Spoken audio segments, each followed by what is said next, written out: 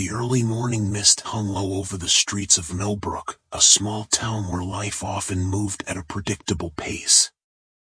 The sun struggled to break through the haze, casting a muted glow over the rows of brick storefronts and weathered homes. It was here, amidst the quiet hum of routine, that Marcus Johnson began his day. At 32, Marcus was known for his steady hands and sharp mind, qualities that made him one of the most sought-after electricians in town. His life was simple but fulfilling: a modest apartment, a young daughter he adored, and a reputation built on hard work and integrity. As he drove his battered pickup truck toward the construction site on the outskirts of town, Marcus's thoughts were on the day ahead. The project was ambitious, a sprawling community center meant to breathe new life into Millbrook's struggling neighborhoods. For Marcus, it wasn't just another job. It was a chance to contribute to something meaningful, to leave a mark on a town that he had always called home. The scent of sawdust and the metallic clang of tools greeted him as he arrived, the site already bustling with activity. But Millbrook was not without its cracks. Beneath the town's veneer of small-town charm lay a system that often failed those who didn't fit its narrow mold. This was a truth Marcus rarely dwelled on, though it lingered in the back of his mind like a shadow. Across town, Officers Brian Hawkins and Derek Sullivan began their patrol, their cruiser gliding through the streets like a predator searching for prey. Both men had spent years on the force, their badges polished but their perspectives tarnished by biases they refused to question. As Marcus climbed the scaffolding, his focus on the intricate wiring that would power the new building, the officer's patrol car rolled to a stop nearby. A vague complaint from a passerby had brought them here, though the details were murky at best. Their eyes locked on Marcus, their assumptions filling in the blanks where facts should have been. Within moments, the situation spiraled. Orders were barked, accusations leveled. Marcus, confused and indignant, found himself at the center of a confrontation he neither invited nor deserved. The commotion drew the attention of workers and bystanders alike, their smartphones capturing every heated exchange, every unjust escalation. Among them was Amy Chen, a rookie reporter with a sharp eye for injustice. She watched in disbelief as Marcus was handcuffed and led away, his protests drowned out by the officer's clipped commands. Amy knew this was more than a misunderstanding, it was a story that demanded to be told. What neither the officers nor Marcus could foresee was the ripple effect this moment would have. Marcus's sister, Letitia Johnson, a rising star in the district attorney's office, would soon be drawn into the fray. Known for her unyielding pursuit of justice, Letitia would see her brother's plight not just as a personal affront but as a glaring example of the systemic failures she had spent her career fighting against. As the day wore on and the news of Marcus's arrest spread, Millbrook found itself at a crossroads. The town's long-standing issues of inequality and prejudice were no longer hidden in the shadows. They were laid bare, demanding attention and action. The construction site, once a symbol of progress, became a flashpoint for outrage and solidarity. Workers, neighbors, and activists began to gather, their voices rising in a chorus of demands for accountability. This is the story of a man whose quiet life was upended in an instant and of a community forced to confront its own reflection. It is a tale of resistance and resilience, of individuals who refuse to let injustice go unanswered. In the heart of Millbrook, where the ordinary and extraordinary collide, a reckoning is underway. And as the mist finally gives way to the full light of day, the truth will emerge, unflinching and undeniable. The story unfolds in the sprawling world of Arinder, a land of fractured kingdoms, ancient ruins, and untamed wilderness. Once united under a single empire, Arinder now struggles with political unrest, magical anomalies, and the resurgence of forgotten creatures. Towering forests stretch endlessly, punctuated by jagged mountain ranges and crumbling cities overtaken by nature. The skies are often streaked with strange auroras, remnants of a cataclysmic event centuries ago that shattered the balance of magic. At the heart of the tale is Kale, a brooding wanderer with a mysterious past.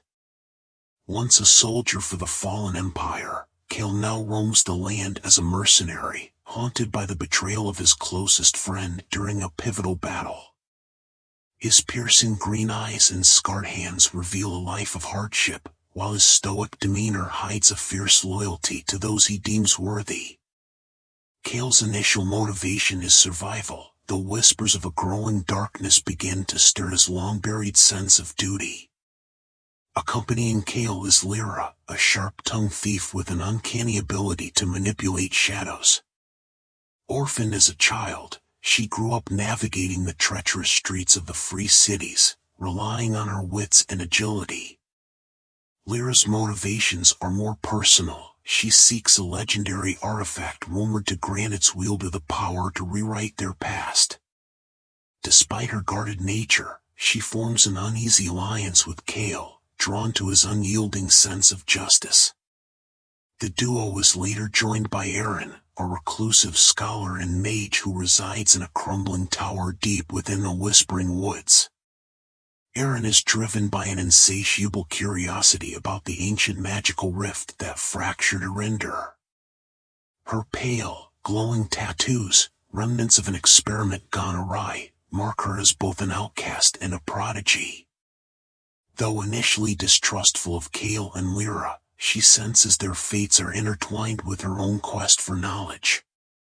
As the trio ventures deeper into Arinder, they encounter shifting alliances, hidden dangers, and the looming threat of an ancient force awakening. Their relationships evolve from mutual suspicion to reluctant camaraderie, bound by the realization that their individual goals may lead to the salvation or destruction of their fractured world. On an ordinary Tuesday in Millbrook, Marcus Johnson, a hardworking electrician, finds his life upended when a pair of prejudiced officers wrongfully arrest him at a construction site, sparking outrage among witnesses. Unbeknownst to them, this act of injustice will ignite a battle for truth, led by Marcus's determined sister and a rookie reporter, shaking the town's flawed system to its core. The small, coastal town of Havenport buzzed with the anticipation of its annual maritime festival, a tradition steeped in history. Evelyn, a passionate marine biologist, had returned to her hometown to spearhead a conservation project aimed at protecting the endangered coral reefs nearby. Her goal was clear: rally the townsfolk to support her efforts while navigating the skepticism of local fishermen who feared the project would limit their livelihood. Among them was Caleb, a seasoned fisherman with a deep connection to the sea and a wary eye on Evelyn's plans. Evelyn's first obstacle emerged when her funding application was rejected, leaving her scrambling to find alternative resources. Caleb, meanwhile, faced his own challenge. His aging boat was barely seaworthy, threatening his ability to provide for his family. Despite their opposing perspectives, a chance encounter at the docks forced them into an uneasy truce when Caleb's teenage daughter, Lily, expressed a keen interest in Evelyn's work. As Evelyn began mentoring Lily, Caleb found himself reluctantly drawn into their discussions. The dynamic between Evelyn and Caleb shifted from hostility to begrudging respect, though tensions still simmered beneath the surface. Meanwhile, Evelyn's childhood friend, Nora, returned to Havenport with her own secret, a failing bakery she was too proud to admit was on the brink of closure. Nora's struggles became a quiet subplot, intertwining with Evelyn's efforts as the two friends reconnected. The townsfolk, divided over Evelyn's project, became a microcosm of the larger conflict. Some, like the enthusiastic schoolteacher Mr. Hayes, rallied behind her, while others, led by the influential harbormaster, resisted change. Evelyn's determination was tested further when an unexpected storm damaged her research equipment, setting her back weeks. Caleb, witnessing her resolve, began to question his assumptions, though he remained cautious. As Evelyn and Caleb worked through their differences, subtle moments of understanding began to bridge the gap. Their shared love for the ocean became a common ground, even as they clashed over methods. Lily's growing involvement in Evelyn's project became a catalyst for change, challenging Caleb to reconsider his stance and inspiring Evelyn to push forward despite mounting setbacks. By the festival's opening day, the stage was set for a turning point. Evelyn's presentation to the community loomed, but with limited resources and growing opposition, success was far from guaranteed. Caleb, grappling with his own doubts, faced a choice: remain on the sidelines or take a stand that could alter the course of his life and the town's future. The morning began like any other for Lena, a quiet librarian in the bustling city of Greyhaven. She sipped her coffee while the sun cast warm light across her modest apartment, the day ahead promising its usual rhythm of cataloging books and assisting patrons. But as she reached for her bag, her phone buzzed with an unfamiliar number. The voice on the other end was hurried, almost frantic, delivering a cryptic warning: "They're coming for you. Leave now." Before she could respond, the line went dead, leaving her heart pounding and her thoughts racing.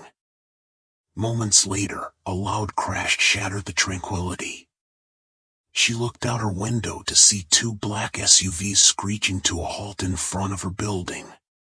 Men in dark suits and earpieces spilled out, scanning the area with urgency. Panic surged through her veins as she realized they weren't there by coincidence. She grabbed her coat, stuffed her essentials into her bag, and bolted out the back door, her mind spinning with questions. Who were they? What did they want? And how was she involved? Elena's escape led her down narrow alleyways, her footsteps echoing against the cobblestones. She couldn't shake the feeling of being watched, the hairs on the back of her neck standing on end. Ducking into a crowded cafe, she tried to blend in, her breathing unsteady. A stranger approached her table, sliding a small envelope across to her. "You'll need this," he whispered before disappearing into the crowd. Inside was a key and a note that read, "Locker 27, Central Station. Trust no one." The urgency of the situation left her no time to question the absurdity of it all. She made her way to the train station, her eyes darting toward every passerby. The locker held a laptop and a USB drive. Plugging it in, she was met with a video of a man she didn't recognize, warning her about a conspiracy that reached the highest levels of power.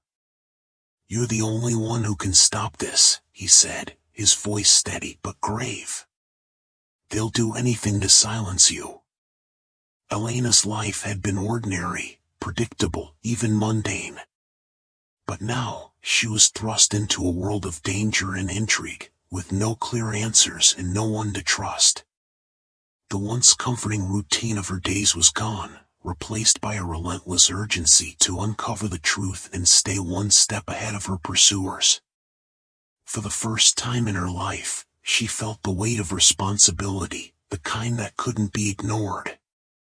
As she boarded a train to an unknown destination, clutching the laptop like a lifeline, she realized there was no turning back.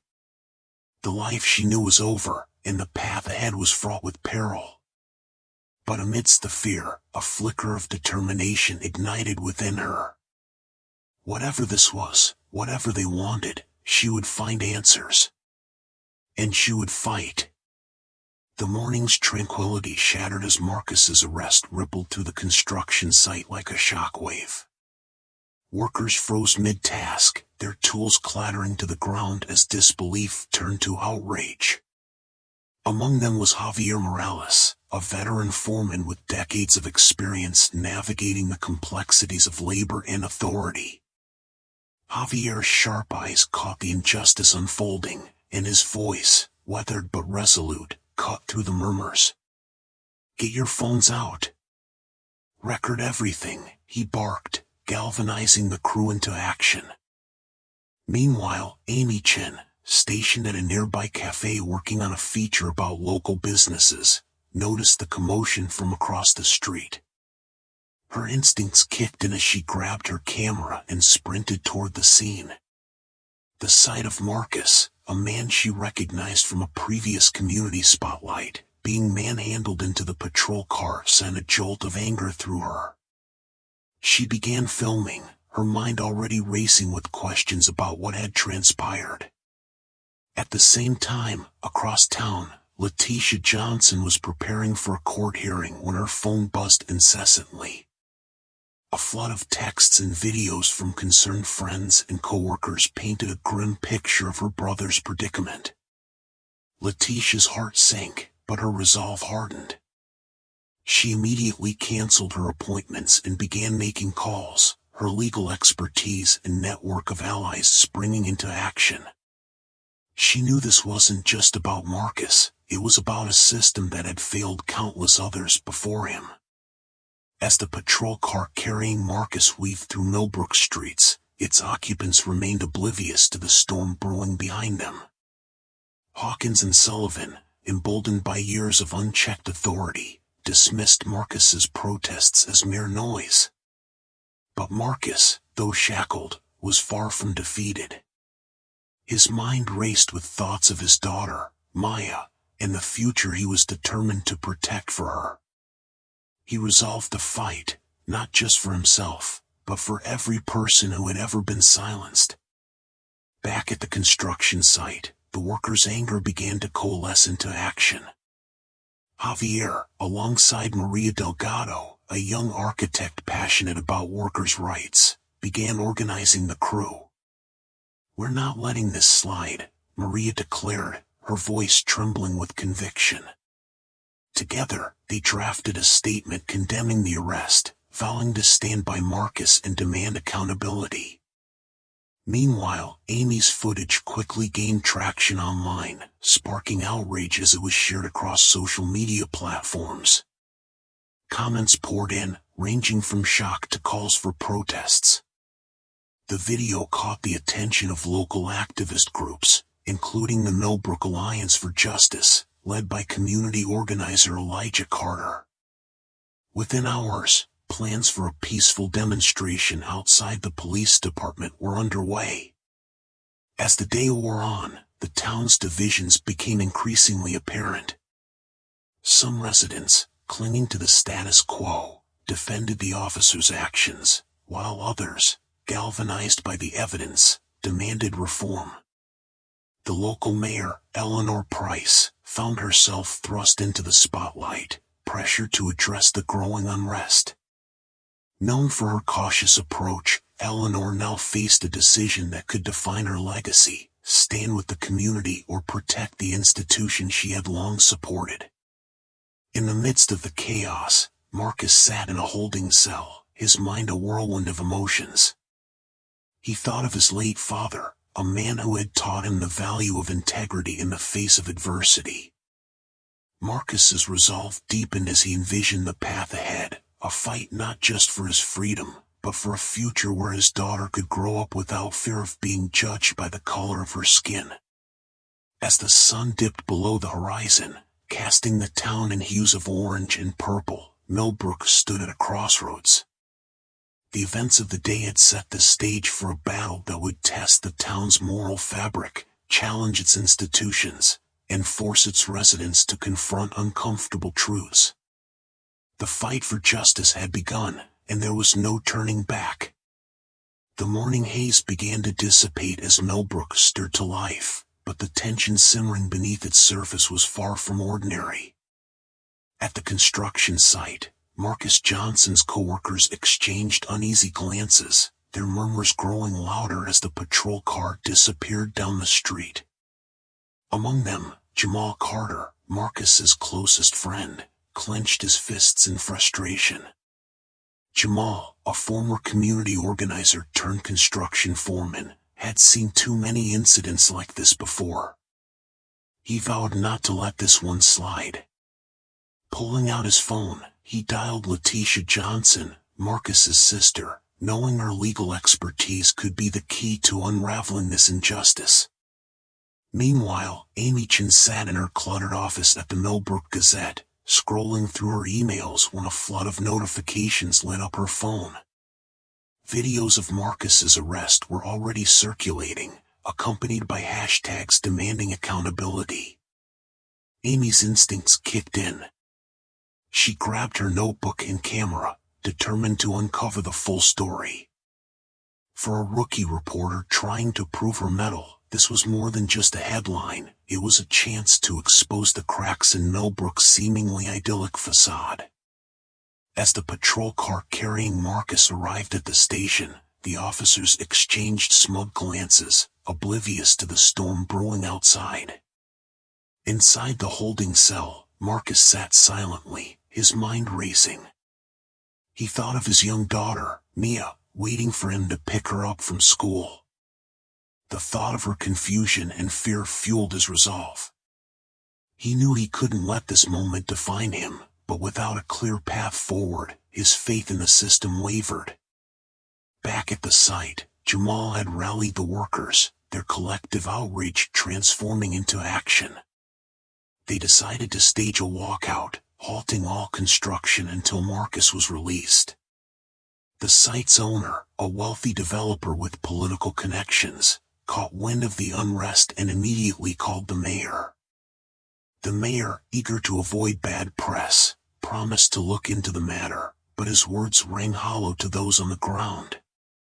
Across town, Letitia Johnson was in the middle of a high-stakes case when Jamal's call came through. Hearing about her brother's arrest, she felt a familiar mix of anger and determination. She dropped everything and headed to the station, her mind already formulating a strategy.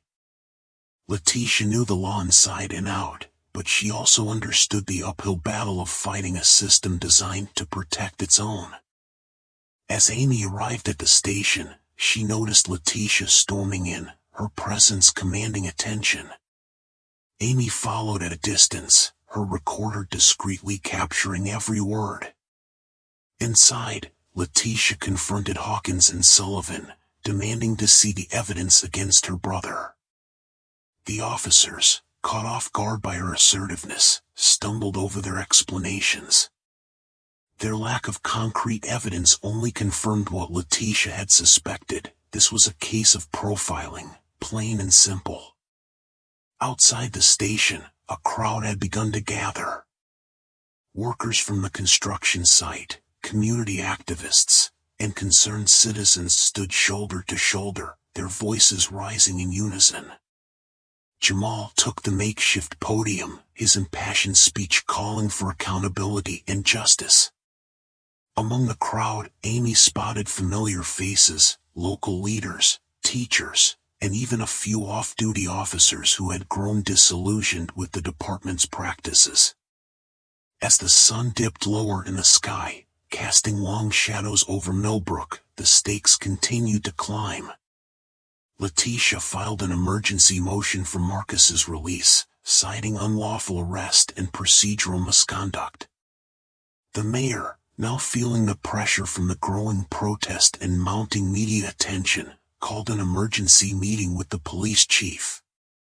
The chief, a man more concerned with optics than justice, reluctantly agreed to release Marcus pending further investigation. When Marcus finally stepped out of the station, the crowd erupted in cheers, but the fight was far from over. Letitia, standing by his side, vowed to hold the officers accountable. Amy, camera in hand, captured the moment, knowing it was just the beginning of a much larger story.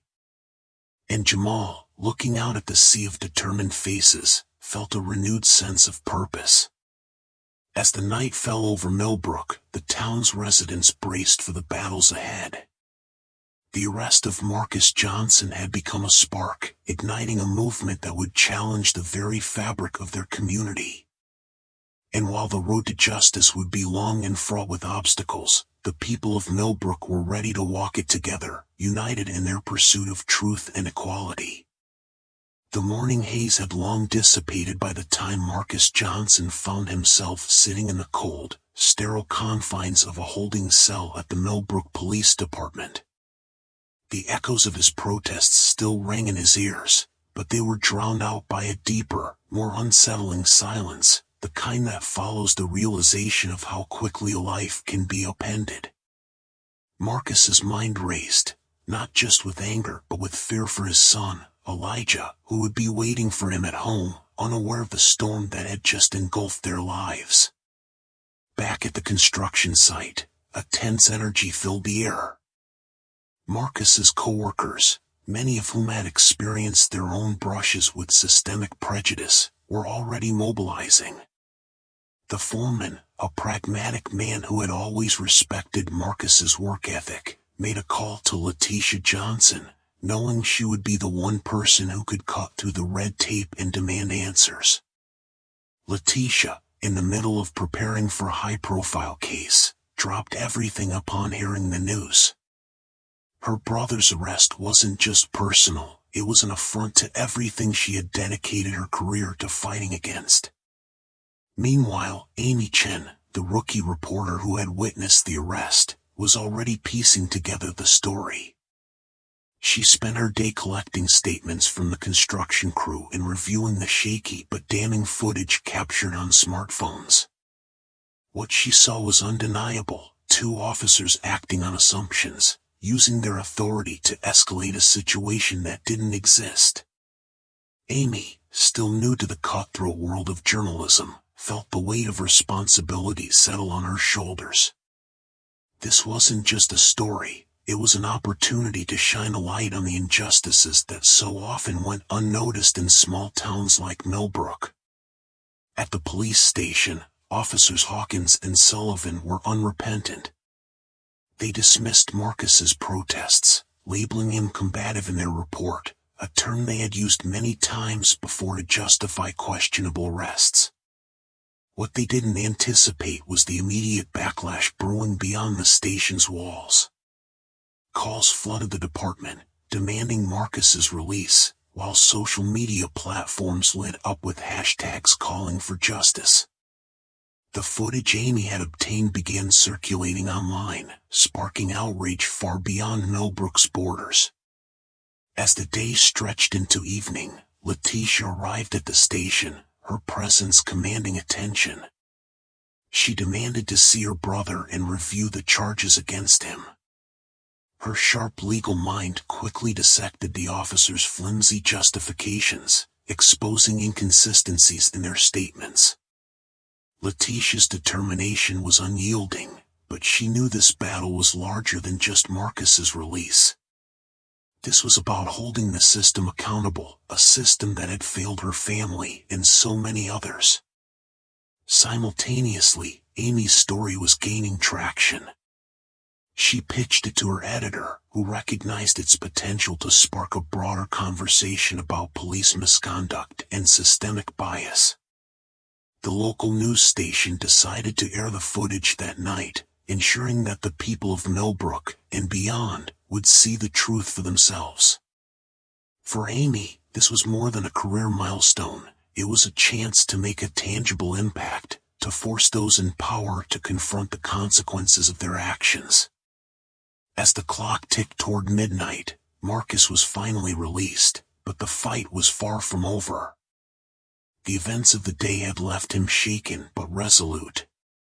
Surrounded by his sister, his co-workers, and a growing crowd of supporters, Marcus realized that his story was no longer just his own.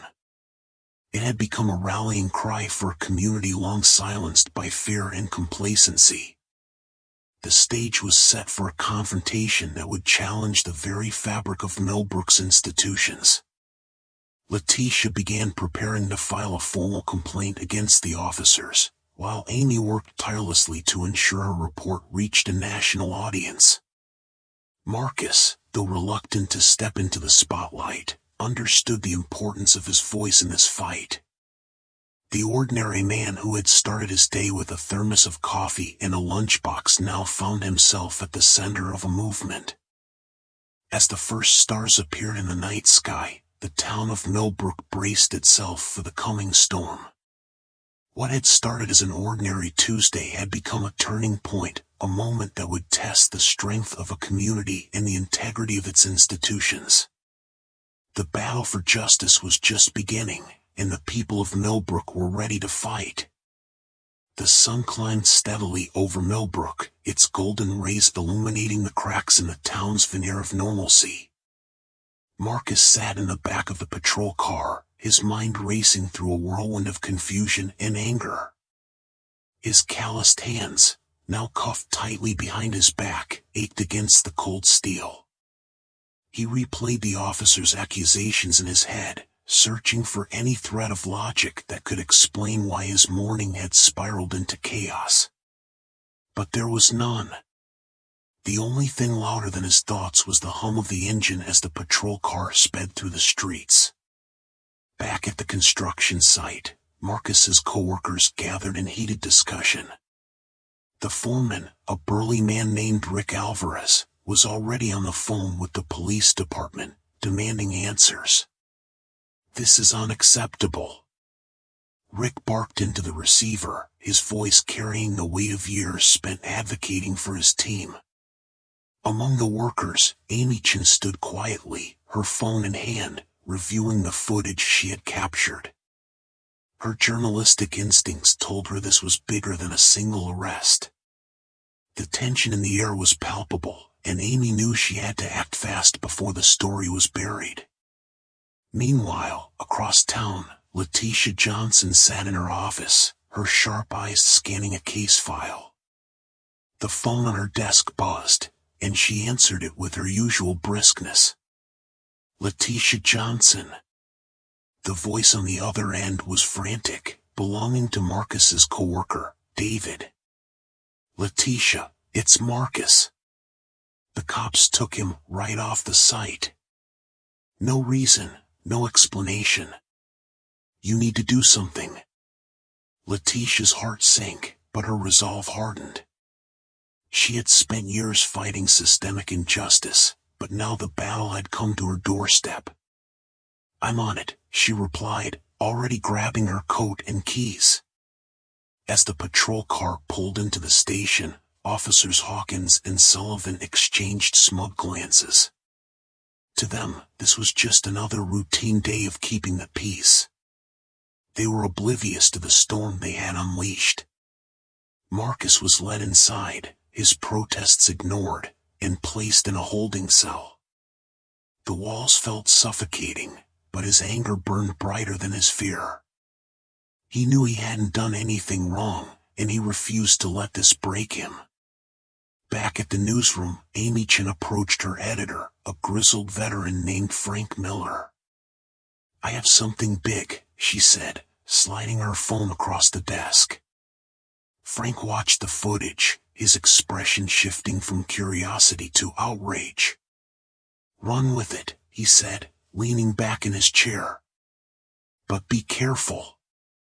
This town doesn't like its dirty laundry aired." Amy nodded, already drafting her first report in her head. She knew the risks, but she also knew the importance of shining a light on the truth. By mid-afternoon, Letitia arrived at the police station, her presence commanding attention. She demanded to see her brother, her voice cutting through the usual hum of activity. Hawkins and Sullivan exchanged uneasy glances as they realized who she was. Letitia's reputation as a fierce advocate for justice preceded her, and they knew this wasn't going to be swept under the rug. "You have no grounds for this arrest," she stated firmly, her words laced with barely contained fury. "Release him, or I'll ensure this department answers for its actions." As the day wore on, alliances began to form. Marcus's co-workers, led by Rick, organized a small protest outside the station, their voices echoing through the streets. Amy's initial report gained traction online, drawing attention from larger media outlets. And Letitia, armed with her legal expertise, began piecing together a strategy to not only free her brother but also hold the officers accountable. But not everyone was on Marcus's side. Within the police department, a quiet resistance brewed. Some officers, loyal to Hawkins and Sullivan, dismissed the growing outcry as overblown. Others, however, began to question a culture they had long accepted. Among them was Officer Elena Morales, a rookie who had joined the force to make a difference. Watching the events unfold, she faced a choice: stay silent or take a stand. As night fell over Millbrook, the town was a powder keg, ready to ignite. Marcus sat in his cell, holding on to the hope that his sister and the community would fight for him. Letitia worked late into the night, her determination unwavering. And Amy, now a voice for justice, prepared her next report, knowing the battle was far from over. The stage was set for a reckoning. The cracks in Millbrook's foundation were widening, and soon, the entire town would be forced to confront the truths it had long ignored. The fight for Marcus's freedom was just the beginning. The sun climbed steadily over Millbrook, its warm rays doing little to thaw the cold tension brewing in the hearts of those now entangled in the unfolding crisis. Marcus Johnson sat in the back of the patrol car, his wrists aching from the too tight cuffs, his mind racing with disbelief and anger. He thought of his daughter, Maya, whose laughter had filled their apartment just hours before. The thought of her waking up to an empty house, unaware of her father's plight, was a pain sharper than the physical discomfort he now endured. Across town, Amy Chin reviewed the footage she had hastily recorded on her phone.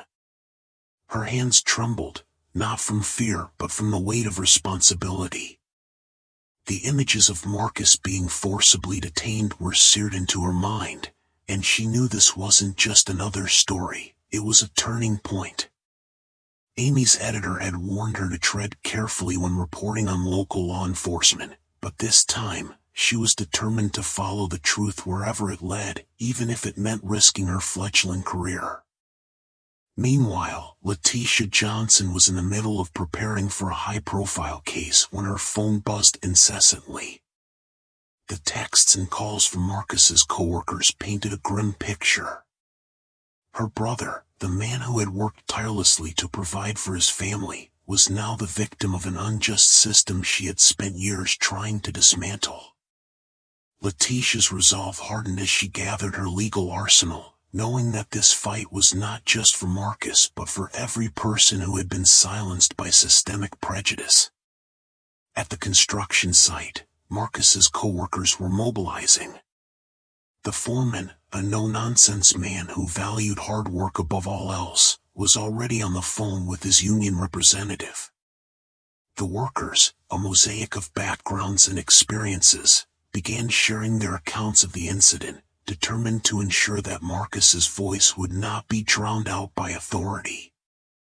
Their unity was a testament to the power of collective action, a force that would soon ripple far beyond the boundaries of their work site. Officers Hawkins and Sullivan, oblivious to the storm they had unleashed, exchanged casual banter in the front seat of the patrol car. To them, this was just another routine day, another box to check.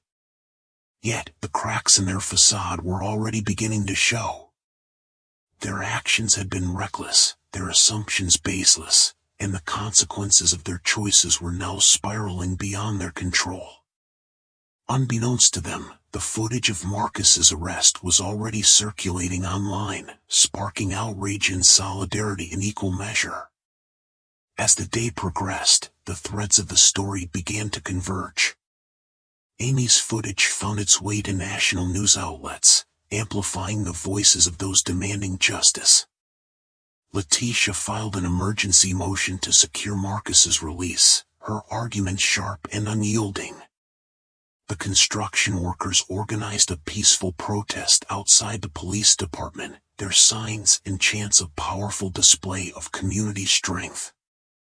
Even those who had once turned a blind eye to injustice in Millbrook found themselves questioning the status quo. The final obstacle loomed as the town's leaders scrambled to contain the situation. The mayor, under mounting pressure, called for an emergency meeting, while the police chief faced growing demands for accountability. The tension was palpable, a fragile balance between those clinging to the old ways and those fighting for change. Marcus, now sitting in a holding cell, felt the weight of it all, the fear, the anger, the hope.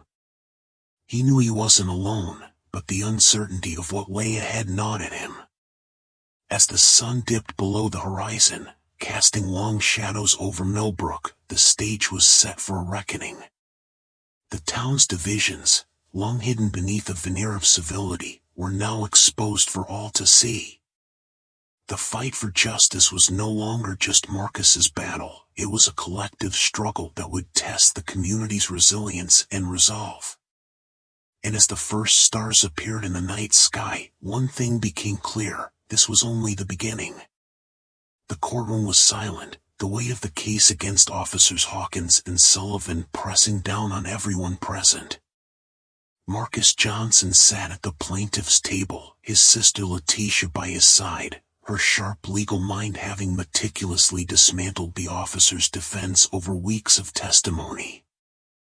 The footage captured on that fateful morning, grainy smartphone videos and crystal-clear security camera angles, had painted an undeniable picture of abuse of power. Yet it was Marcus's own testimony, raw and heartfelt, that had struck the deepest chord. He spoke not just of his ordeal but of the dignity stripped away in moments of baseless accusation.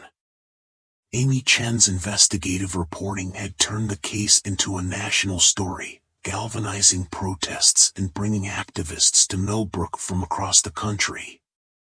Her articles had exposed not just the actions of Hawkins and Sullivan but a pattern of misconduct within the Millbrook Police Department. Public pressure mounted, and the town found itself at a crossroads, forced to confront the systemic rot it had long ignored. On the final day of the trial, the jury returned its verdict: Hawkins and Sullivan were found guilty of misconduct, unlawful arrest, and abuse of authority. The courtroom erupted in murmurs, some relieved, others defiant. The officers, once symbols of unchecked power, now faced the consequences of their actions. The Millbrook Police Department announced sweeping reforms under the scrutiny of a federal investigation, including mandatory bias training and the establishment of a civilian oversight board. For Marcus, the resolution was bittersweet. While justice had been served, the scars of that day lingered. Yet he refused to let anger define him. Instead, he channeled his energy into advocacy, partnering with local organizations to educate others about their rights and push for broader police reform.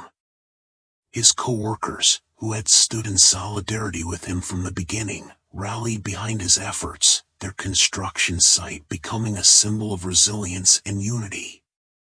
Letitia's career soared in the aftermath of the trial, her reputation as a fearless advocate cemented. She used her newfound platform to address systemic inequalities, ensuring that cases like her brother's would not be swept under the rug. Amy Chen, too, found her voice amplified, her reporting now a beacon for uncovering injustices in small towns often overlooked by the nation's gaze. As the sun set over Millbrook months later, the town looked different. Protests had given way to town hall meetings, where citizens and officials worked together to rebuild trust. The scars of the past remained, but they served as a reminder of the cost of complacency. Marcus stood on the steps of City Hall, addressing a crowd gathered for a community event. His voice, steady and resolute, carried a message of hope and accountability. "Change doesn't come easy," he said, "but it starts with each of us refusing to look away. We have the power to demand better, for ourselves, for our children, and for the generations to come. Let's not waste it." The crowd erupted in applause, a collective acknowledgement of the journey they had undertaken together. Millbrook, once a town defined by its flaws, was now a symbol of what could be achieved when a community united against injustice. And while the road ahead remained long, the first steps had been taken, bold, unyielding, and unforgettable. The courtroom was silent, save for the faint hum of the air conditioning, as the jury foreperson stood to deliver the verdict. Marcus Johnson sat at the defense table, his hands clasped tightly together, his gaze steady but weary. Across the room, Officers Hawkins and Sullivan avoided eye contact, their once confident demeanor now replaced by visible unease. The trial had been grueling, exposing not only their misconduct but also the systemic flaws that had allowed such behavior to persist unchecked. Amy Chen's investigative reporting had been relentless, her coverage shining a national spotlight on Millbrook's deep-seated issues. Her work had unearthed years of complaints against the officers, complaints that had been buried under layers of bureaucracy and indifference. The footage of Marcus's arrest, captured from multiple angles, had gone viral, sparking protests and calls for reform that echoed far beyond the town's borders. Letitia Johnson had been a force to be reckoned with in the courtroom, her arguments precise and impassioned. She had not only defended her brother but had also used the trial as a platform to highlight the broader implications of the case. Her closing statement, a powerful indictment of systemic injustice, had left the courtroom in stunned silence. Marcus's co-workers, community leaders, and even strangers had rallied around him, their collective support a testament to the power of unity in the face of adversity. The jury's verdict, guilty on multiple counts of misconduct and false arrest, was met with a wave of quiet relief. Justice had been served, but the victory was bittersweet. Marcus had endured weeks of humiliation and fear, his reputation tarnished by the very people sworn to protect it. Yet, as he stepped out of the courthouse into the sunlight, he felt a renewed sense of purpose. His ordeal had sparked a movement, one that he was determined to see through. In the months that followed, Millbrook underwent significant changes. The police department was placed under federal oversight, and a community review board was established to ensure accountability. Letitia used the momentum of the case to push for statewide reforms, while Amy's career soared as she continued to uncover stories of injustice. Marcus, though forever changed by the experience, returned to his work with a quiet determination, his presence at the construction site a symbol of resilience and hope. The scars of that fateful Tuesday would never fully fade, but they served as a reminder of the cost of complacency. Marcus's story became a rallying cry for those who had been silenced, a beacon of hope for those still fighting for justice. The streets of Millbrook, once shrouded in mist and prejudice, began to clear, revealing a community determined to rebuild itself on a foundation of equality and accountability. This is a reminder that change begins with action. Speak out against injustice, support those who fight for what's right, and hold those in power accountable. The fight for equality is far from over, but as Marcus Johnson's story shows, even the smallest voices can spark a revolution.